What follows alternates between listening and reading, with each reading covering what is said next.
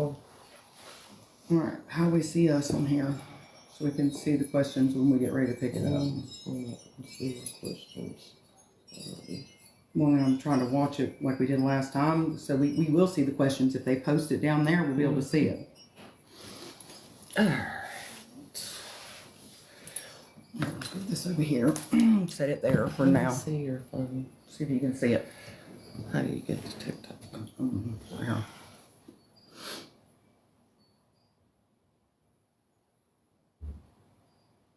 TikTok, boom. Well, last time we were able to see it live. There we go. Okay, we'll be able to see it in a minute, but we can see it from here Make too. sure you can hear. All right, let's make sure you can hear us. See it in a minute. We'll see it from here. Alright. Yay! Yay. Alright. Well, we don't have anybody joined yet, but we can sit and talk for a second and just kind of let everybody know what our plan is today. Our plan is to talk about a few things and then have a little Q&A where you guys can come on and ask questions. We have a few that were sent to us on our messenger and text messages, right? Yep. That we're going to answer for everyone. And then we will be posting this live video to YouTube and Facebook. So this is just live on TikTok for now. Our guest speaker this week was supposed to be my childhood friend Renee, and she's unable to be here due to the flu. That flu has been nasty. It has been a huge flu epidemic going on, and people have been really, really sick with this flu. So if you are home with the flu, we're sorry, and y'all just keep that shit at home. Yeah. Yes, please do. Because I don't want the shit. She don't want the shit. Already had it. We don't want the shit. We don't want it. Alright. So Let's start with our disclaimer as per usual. yeah. And I'm a little unorganized today, sorry. It's okay. You've had a lot going on. So Let's find our disclaimer. Yes. Alright. This is solely our opinion. We are not affiliated with any group or program. Our sole purpose is to help others fighting addiction and or alcoholism, and to offer help and knowledge on how we stay sober. Yeah. This is 100% raw, real, Unfiltered. unfiltered. We cuss. We do tell war stories. We do cry. We do laugh. But We do recover. we do recover. So, my name's Kathy. I'm an alcoholic. My name is Jessica, and I am an addict. And we have been asked some questions. One of which, the main one, that both of us have been asked, is about the steps. Do they work? Do you work them to the best of your ability? Do you really put that much work in? Yes, you do. If that's the path you chose to stay sober, yes. She's my sponsor. She's on me about my steps, All the time. and I work the steps. What's it say? No. No, decline that. No. What do we do here? Get rid of all that. What are we doing? What is that done? I have no clue. Sorry, guys. Somebody had tried to Co-host with us. We're not Co-host trying to with us. co-host. We're just trying to do our thing. So, maybe later on. for some of the people who don't know, the AA and NA is set up into 12 steps. And these steps are steps that build your spiritual concept of a God, which is what helps keep you sober. It's, what does it say? Fearless and thorough from the very start, right? Rigorously honest. Rigorously honest. yourself. So you have to work these steps. And I know it's scary and it's hard and people are really worried about having to be honest with yourself. But if you don't, you're not going to get the results that you want to get. I mean, it's kind of like there's such a big difference between dry and sober. You know, and that's something. Dry is okay. I don't drink anymore. So, you know, they're just dry. They're not drinking. And They still live a very unhappy life because they haven't fixed the problem. Drinking is just a symptom of your problem, okay? But the medicine, like we talked about, is your meetings and your steps. now that's our path. That's our path. Keep that in mind. That's how we do it. Other people have found it that they can do it other ways. Hey, kudos. Whatever keeps you sober. And we want to hear those too. We've said that. Yes, and we actually have people coming on that's going to talk about it. That's going to share about their experience. Hey, I'm all for it. Whatever keeps you sober. Another question that was asked is what rehab we went to. Go ahead, Kathy. Now, I personally went to Blue Ridge Mountain Recovery up in near LJ. How long was that program? That was a 35-day program. I went in on Father's Day and left July 21st. Last year. A lot of people ask, do I recommend it? I liked it as much as I could like a rehab. Do you feel it did a good job for you on 35 days? Do you think that was enough? Yeah. I do. But I know if I didn't follow up with rehab, with AA and working the steps, I would have relapsed. Absolutely. Yeah, I would have. You know, whenever they say it's one day at a time, it literally is. It's sometimes a second at a time. People believe that the hard work is getting sober, but really, like, getting off of what you're on. But really, the hard work starts when you leave rehab, when like real life hits. You're back at home. When life starts lifing again. You know, rehab is really just a vacation. You know, you don't have to cook for yourself. You don't have to take care of yourself. You don't have to do anything but go to class and be honest with yourself. And that, a lot of people are scared of rehab, but you shouldn't be. Rehab is amazing. To me, it was great. Like I said, as well as rehab could be, because I didn't want to be there. Nobody wants to who go. Who wants to admit that they fucked up a bunch? Who wants to admit they need help? Yeah. Nobody does. And I'm sorry, I cuss like that. I usually don't drop the F-bomb, but, you know, it is what it is. We all have been there. If you're an addict or an alcoholic or think you might be, and you've probably messed up quite a bit. And you probably messed up your life. You probably messed up your relationships, your jobs, your finances, any of those things. Your sex life. Your health, any of those things. But rehab resets you. It gives you time to get away from your everyday life to where you can focus on yourself. Now, I went to Women's Services in Athens. I went twice to that one, and it was a 30-day program. And then the third time I went was an outpatient 30-day program. Mm-hmm. I've been to rehab multiple times, and yes, sometimes the first time doesn't work. Sometimes people need more than 30 days. There are people who need a year-long program. And to be honest with you, I fought it tooth and nail, but I was one of those people that needed a year-long program because I still relapsed every time I left rehab. It was until I had enough and until I made the decision that I really wanted to get clean that I did it. You know, Kathy's a one-chip wonder. She went in, picked up a white chip one time and said, I'm done. And she just stopped.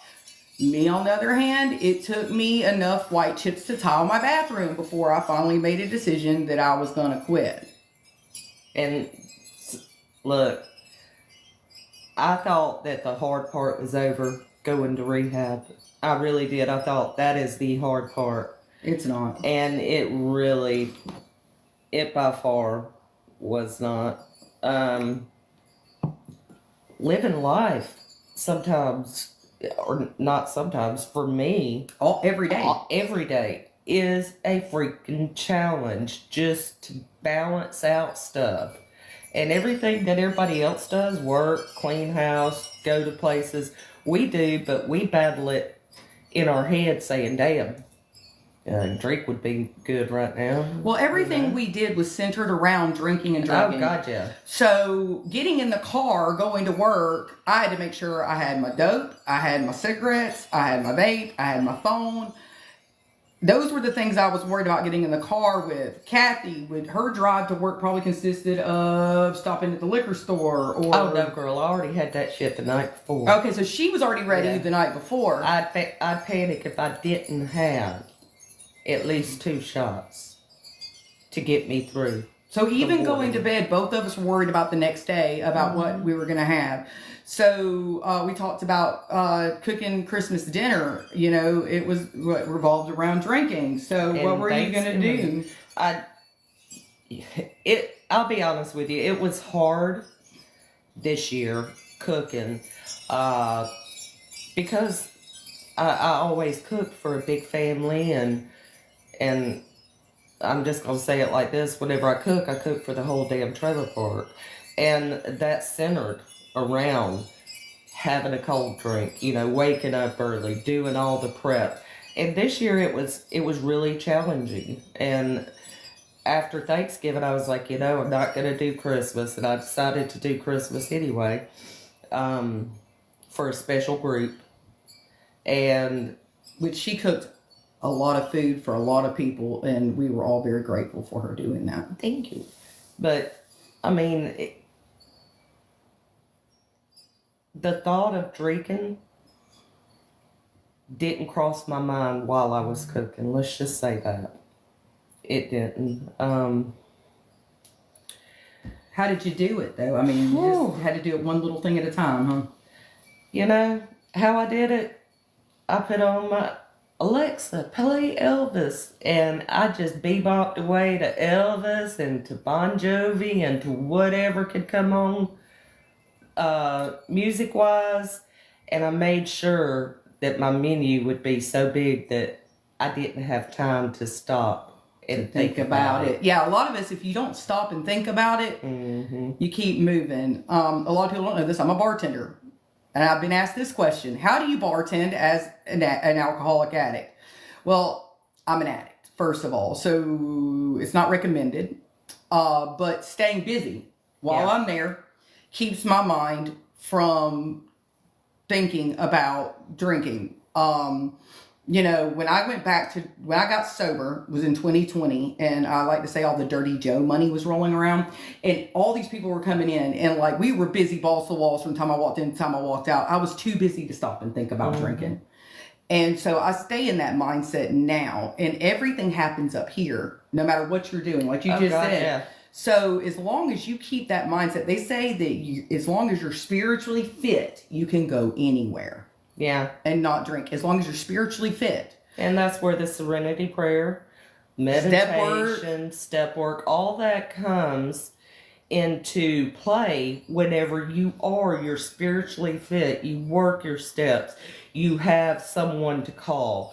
You have your mind in a place where you don't need to drink. You don't need to use. And, you know, a lot of it too has to go with boundaries. Oh, setting healthy boundaries for yourself. You know, and that was another question that was asked, you know, boundaries. And I'm actually going to read something that I wrote down. Oh, yeah, this is good, y'all. Everybody listen. All right. Boundaries are not walls to keep people out. They are doorways, which we can close and open. Because if we create walls... because if we create walls around everyone that has hurt us, we are not going to be left with anyone. That's true. We all make mistakes. We're all growing. Yeah. Some of us faster than others. Sorry. It's okay. That one. It hit you, didn't it? Yeah.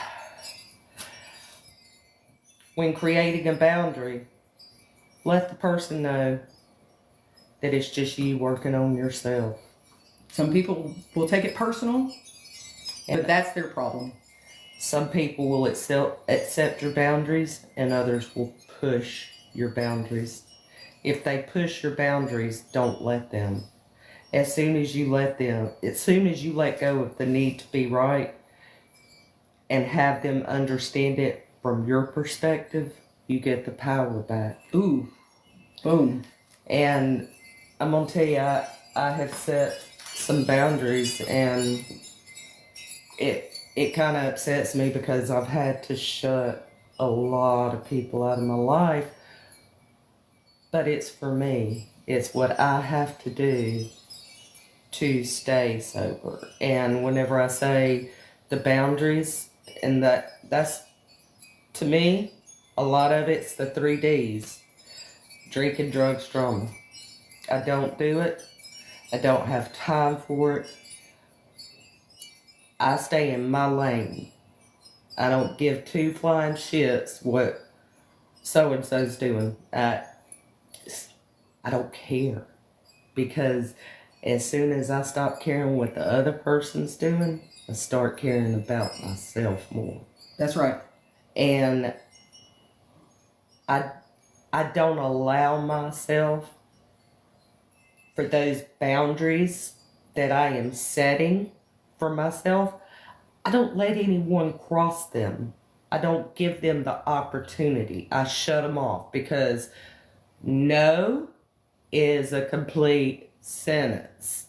Yes, it is. And I didn't learn that until I started going to AA and reading the step and working the steps. I didn't realize I could just say no to somebody. We're people pleasers. Yes. And we want to make everybody happy. So we say yes even when we shouldn't.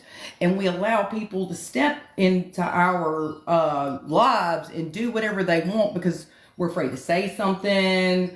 We're scared to say something, and we want to please people. So Lord boundaries knows I are was so damn important. Captain Save a drunk, save a person. Hell, I wanted to help everybody. It didn't matter, to the point that it absolutely aggravated the shit out of my husband. Mm-hmm. And he would tell me, "You can't save the world." But why you were trying to save them was so you wouldn't look at you. Exactly. Yes. And, the husband used to tell me that was my biggest flaw. And you're right, husband. It was. And then... But today you're in your own house today by yourself. You haven't had to save anybody because guess what? You're working on you. And Piper. the Piper. We did get asked what kind of dog she is. She's a Cavachon. Say that again? A Cavachon. That's Half pretty name. Cavalier, half Bichon. I think y'all can ask questions down here. If y'all want to ask a question, go ahead and put one up. We'll see if we can answer them. I think that they said that you can write down on here. Possibly, but we've got so many questions. We got a only few, have an but if you- hour. Somebody asked But me about you, okay. and they asked about the bartending, how it was, and what was the other thing? Hold on. About the bartending, and then how many people you sponsor. Okay, so I sponsor 3 people.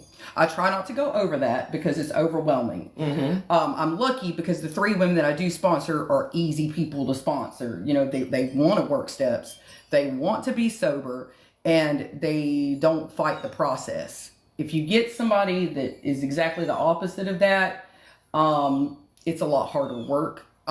So right now I have 3. What's the recommended shut off for, for someone?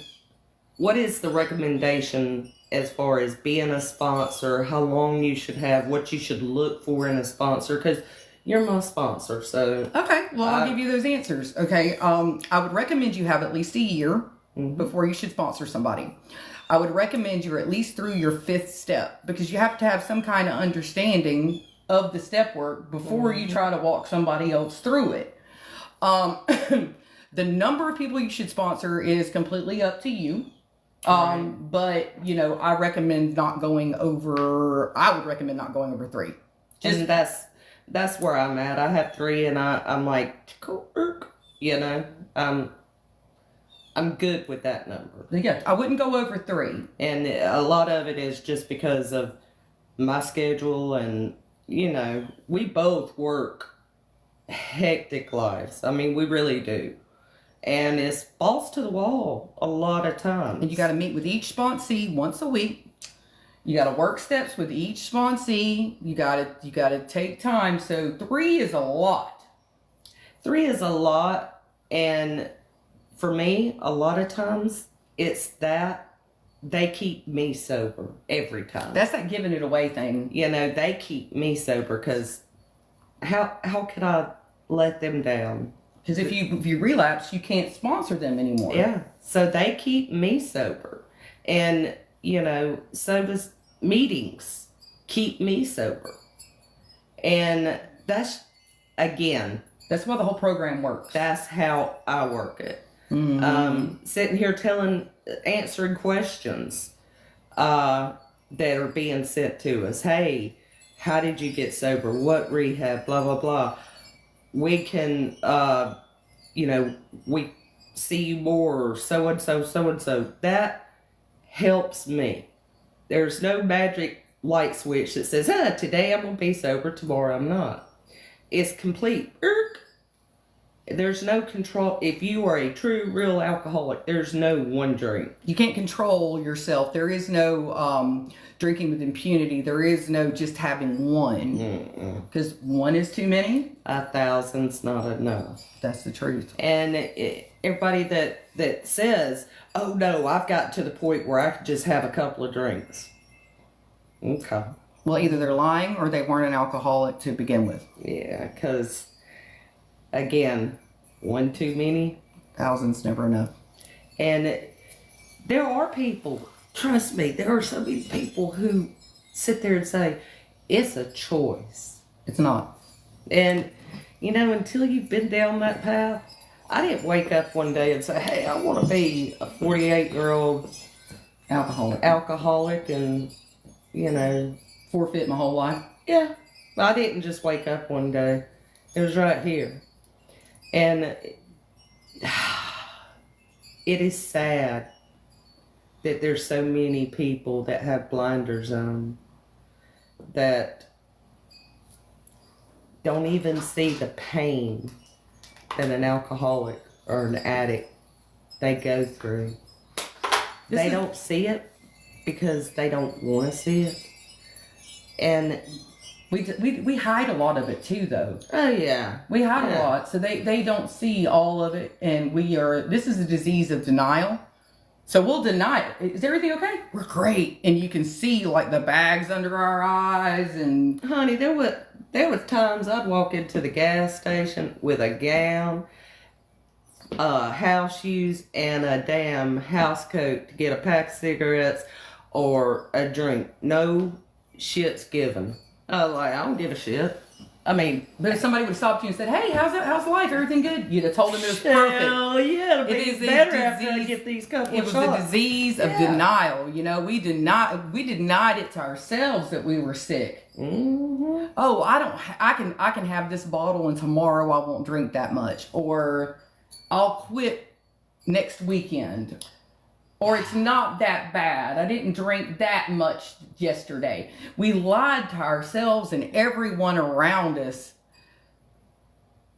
So yeah, Or I'll control my drinking by drinking less. I'll change what I drink. Yeah, that's always a good one. I'll change what I drink. I'll change who I drink with. I'll change Where I drink. Those are all, oh my God. If we had a dime, a penny, Mm-hmm. for everyone that says, I can control it. I got this. I can control it. Yeah. Yeah. Yeah. We would be very, very rich because Yes. we've heard it. We've said it. God, I've said it. I remember back, like we've told you, she's an alcoholic and I'm an addict. And I had a pill problem. And I remember that I'd get a certain amount every month. And every month Just ignore it. I would tell my husband that I was going to start weaning myself down. Mm-hmm. And every month they'd go faster. And, you know, I just kept saying, I'll do it next month. I'll do it next month. I'll do it next month.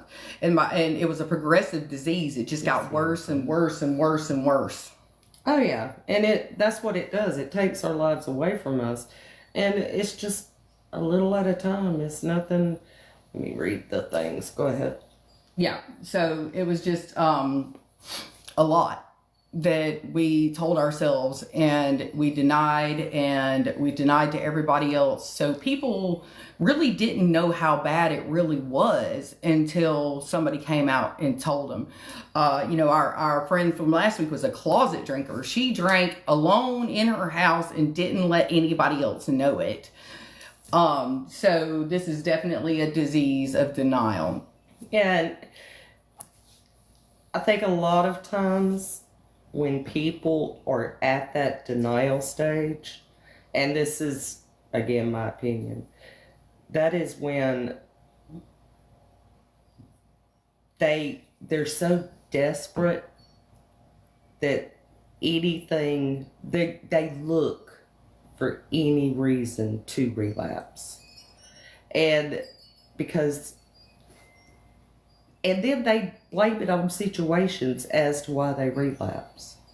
Well, so and so happened, or it's my dead grandmother's Well, that's people in recovery. birthday. Yes. People in recovery like that do that. They're still in denial. Oh yeah. Still Oh, in yeah. denial. Even if they got sober for a minute and then they went out, it was because of this or because of, they were just waiting for an excuse. Yeah, they had that reservation already set, and then they just wait for an excuse, and then you just ask them, why'd you relapse? Well, so and so happened. No, why'd you relapse? My dog died. Why'd you relapse? The day after my dog died, my mom, Said this to me. yeah, called me a bitch. No, why'd you relapse? Because you wanted to. You wanted to. You wanted to. You wanted to drink. You had that reservation. And I can sit here and give you some damn good reasons as to if I was going to, but None of them's good enough to throw my life away anymore. I'm not, it's like I've always said, no one can take your sobriety from you, but you can damn sure give that shit away. Yes, you can. And once you give it away, that's when you lose your peace, your serenity.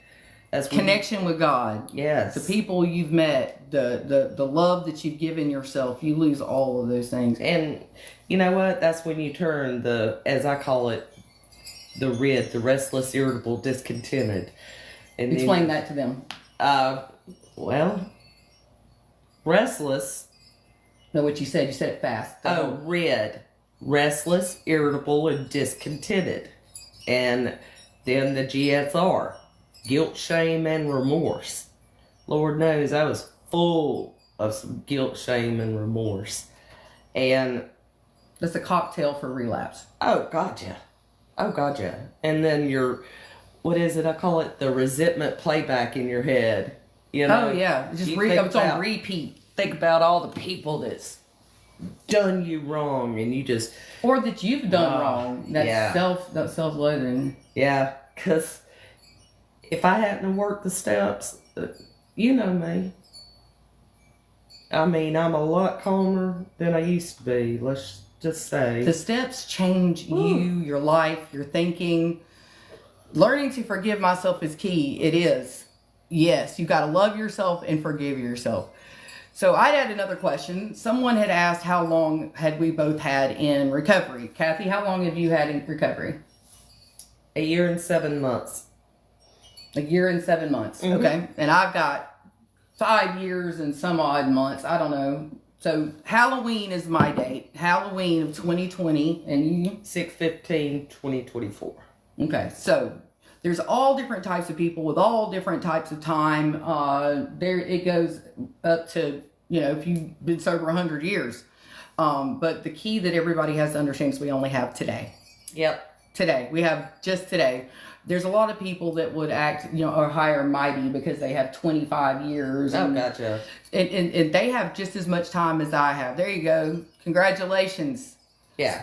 They have just as much time. The only difference between someone who has 30 years of sobriety versus someone who only has a year and a half is either one of us could relapse the same night. That's all, you know, and there's no, we don't sit there and say, hey, I'm want to just be sober for the rest of my life and that's it. No, we wake up each morning. We ask for one day. We ask God to help us stay sober. That's the one thing I learned. There was an older gentleman that used to be in an AA group with me. And every time I said I'm a chronic relapser, the first thing he would ask me is, did you ask God to help keep you sober when you prayed this morning? And you know what? I didn't. So every morning now, I pray and ask God to keep me sober. I used to be a cigarette smoker, so I would put my cigarettes under my bed so that that morning I would have to get down on my knees to get my cigarettes out from under my bed, and I would pray, God, help keep me sober. And then when I go to bed every night, I thank Him for it. And for some reason, it works every day. I've not felt the need to drink. I haven't felt the need to use. I've just done it every day. And it works. And, you know, for me, and I'll say this to anybody, it took becoming an alcoholic to get me in the same zip code as God. I say that God got me to AA and AA got me to God. Because I didn't believe anything except for I was right all the time. Mm-hmm. Anybody who didn't think I was right, there's go somewhere. Yep. You know, don't let it hit you in the ass on your way out. I believe that I could save everyone. Mm-hmm. I believe that my life would stay in this happy place no matter where I was at. That's what I believe. But then life got to life, and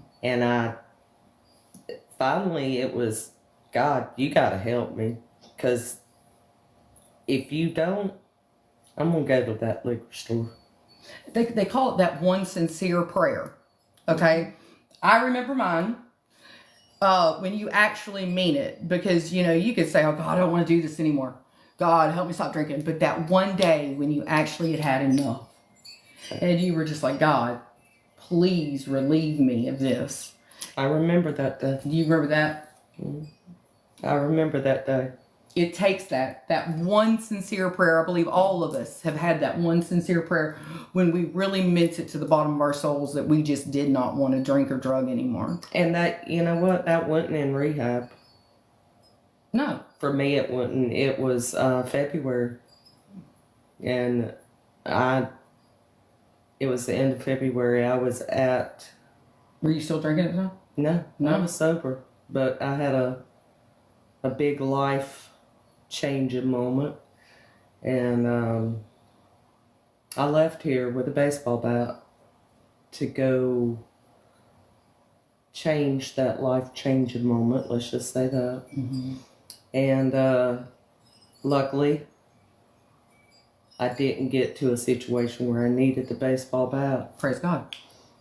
But then I wanted to go to the liquor store, and the only thing that saved me was I called someone from rehab. He worked second shift, and he talked to me until I made it to an AA meeting. There you go. I didn't get out. My legs wouldn't work, but I did drive up there, and I sat there and waited. And then I started going back. Before I was just going, you know, couple of times a week, if that. I'd gotten sick, so you was half-assing it. I was half-assing it, but then I said, I gotta do this, and something changed, huh? Oh yeah. I knew I was going to the liquor store without a shadow of a doubt. I would have, but then God stepped in, right? God stepped in, and He said, no, I got more plans for you. Don't let this tragedy define your life. And it was a tragic day. It was a tragic couple of months, but I didn't let it define me, and I didn't That's growth. Look at the growth that's happened. Oh, gotcha. Look at the growth that's happened. Because now, I mean, I wouldn't, the thought, I don't care enough about anybody enough to get a baseball bat. Let's just say that.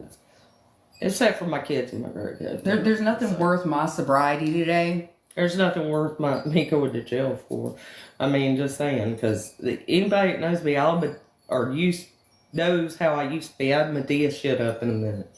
You done me wrong, I'm gonna do you wrong. Mm-hmm. You know? And if I can't do it, I'll pay somebody to do it. That's just my mentality back in the day. Now, I worry about me. And that's it. Because that's the only thing I can control is me. So why worry about what the other people are doing? Or think about you. Yeah. Or saying about you. God almighty. I heard the other day that this was something else. That my post coming out about being an alcoholic was a pity party. I'm like, what? You think me coming out is a pity? Do I look like I need anybody's fucking pity? No. I'm doing pretty well, I think. I had to learn that other people's opinions and thoughts about me were none of my business. Mm-mm. And that if Sally over there wants to think that I'm this, that, or the third, or she doesn't like how I look, or how I smell, or how I dress, or how... It doesn't have anything to do with me. That's their opinion. And they can have it, and they can keep it. And what I'm worried about is how I feel about myself. Look, I can't tell you how many times, let's just pretend like this is my phone. I can't tell you how many times somebody will come up talking shit, and I'll just do this and say, I'm sorry, I gotta take this call, and walk away. Just cut them off. Because I don't want to hear it. And there be nobody on the phone. That's to the point. Because you have to matter to me. And your opinion of other people and your opinion of me, I clean up my side of the street. That's right. I can't clean up your side. So, that's growth, recovery. That's the whole thing. And Jessica will be the first one to tell you. Alcoholics, that's what we do. We love, and I say blow shit up, but I mean ruin our lives. That's what we love to do. Self-destructive. Yeah, we are. And 99% of mine, it's centered in my mind. Yes, 100%. It's centered in my mind. That's right. And I'll never forget this. You told me this. I called you one day and you asked me, and I said, I'm having a bad day. And it was in March area, and it was before I'd let you know the tragedy that had happened. And you come up to a meeting and you looked at me and you was like, you don't look good. You said, you've lost way too much weight. Mm. And I just sit there and just kind of cried. Do you remember that? Yeah, I do. And you said, don't go into your mind by yourself. Don't go into your to the attic by yourself, or your neighborhood, bad neighborhood. That your mind is a bad neighborhood, and you never go in there alone. Yep. And I still use that. Yep. Your mind is a bad neighborhood. You never go in there alone. I tell my sponsees, think about the most dangerous neighborhood in the world, and they'll say, "Oh, Compton, Atlanta, blah blah blah." I'm like, up here, yeah, that's the most dangerous neighborhood in the world, and don't ever go it alone. I was going it alone, and that night that you told me that, I was like, "Holy shit, I have been going it alone." And so, even whenever you tell somebody something, you don't think that they remember. I remember like yesterday, and I use so much of your terminology that you use. The mind's the most dangerous place. That you'd be like, shit, I told that bitch that. I told that bitch that. I can't take credit for all of it. Now there's places that I learned it. You know, Joe and Charlie. Absolutely. Joe and Charlie. Man, I'm telling you, y'all, if you need some good listening to, Joe and Charlie, love them. Have any more questions, or was that all of them? I think that was it, because we've got to get somewhere. back to somewhere, and Yes, we do. we're gonna hold on. I need to give y'all some numbers and stuff. There is help available, and this is 1-800-662-HELP, which is 1-800-662-4357. Findtreatment.gov. That is 24 hours a day, 7 days a week, 365 days a year. If you think you have a problem, get some help. And you don't have to worry about costs because there is state funded and things like that. So please get help. And you know what? If here's the thing, there's no reason to not get sober.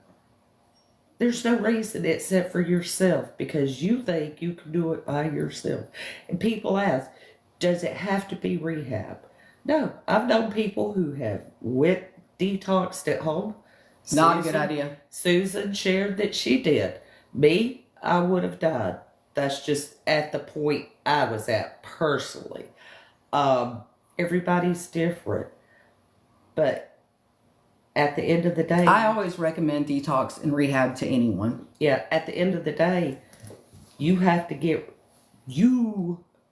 make the decision. You've had enough. I can't love you enough to keep you sober. I can't pray you into sobriety. I can't love you into sobriety. You have to make the decision for yourself.